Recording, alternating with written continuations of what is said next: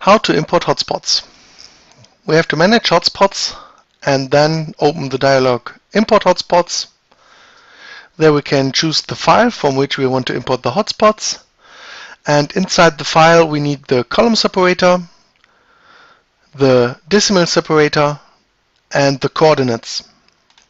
So in this case we have two columns for the coordinates. Here we see the information inside of the file, so we can see the columns and the information in the rows.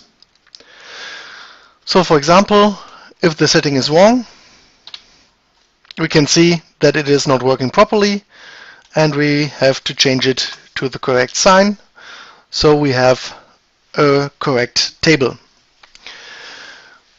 Now we have to choose from which coordinates we have the positions. That means in this case it is geographic coordinates Greenwich in degrees. And now we want to define the hotspot type. We want to import the list in the hotspot status. And here we can see the information inside of this hotspot.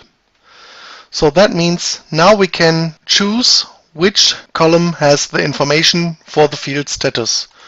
So in this case we want to use dwelling units. And now we can import the list, and the hotspots will appear here. And you can see they are different shaped. That's because the status is different.